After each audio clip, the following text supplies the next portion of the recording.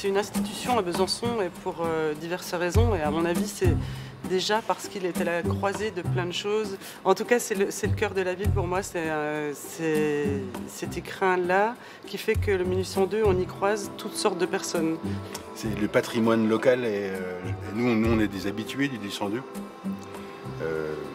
Comme je racontais, mes parents, qui ont bientôt 90 ans, se sont rencontrés au 1802. Et du coup, c'était une occasion à la fois hyper intimidante et passionnante d'intervenir dans le projet.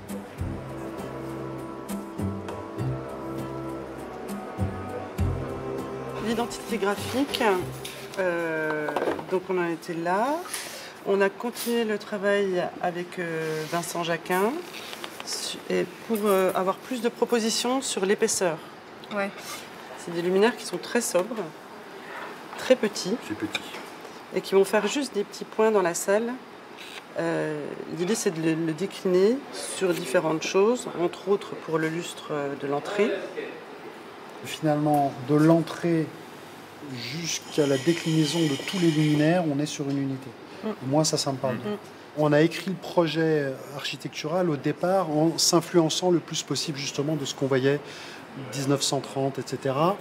Et puis on a décliné de manière un peu plus contemporaine. Le cahier des charges était d'écrire quelque chose pour les 20 ou 30 prochaines années, j'imagine. Enfin, c'était un peu ça l'idée. Je dirais que sur ce projet, on travaille pour des clients qui travaillent pour leurs clients. Du coup, l'idée c'était que les verres, comme on a, du coup, ces zones-là, elles sont translucides, de ranger les verres ici, des deux côtés, le trop plein de verres. Il y a une demande et il faut qu'on comprenne aussi quels sont les goûts, quelles sont les envies. Là, il y a clairement une envie de matière, d'avoir des vraies matières, du chêne d'ici, retrouver la pierre calcaire. Et garder le lieu chaleureux aussi. Ça, c'est vraiment toujours la chaleur. Ouais. Et notre clientèle le demande. Quand ils viennent au 1802, il faut qu'ils se sentent comme chez eux.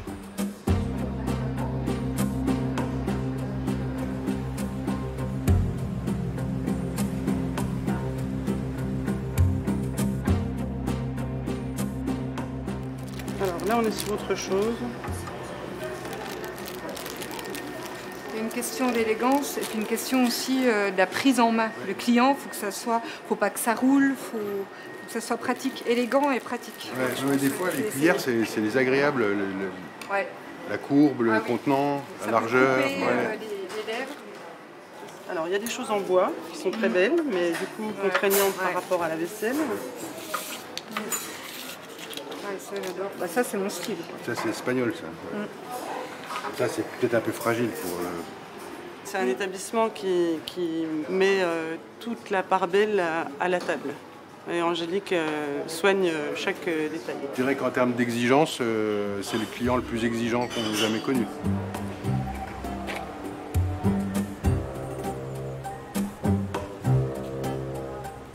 On essaie d'avoir une dimension ou un regard un peu artistique sur les choses. C'est-à-dire de ne pas être dans la mode, de ne pas être dans le plaquage de trucs à la mode.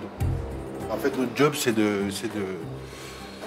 d'essayer de donner une personnalité au lieu. Quoi. Une personnalité qui soit, que tout le monde s'approprie. Notre travail, c'est qu'à début avril, Angélique et Dominique soient fiers du restaurant, que nous, on le soit aussi.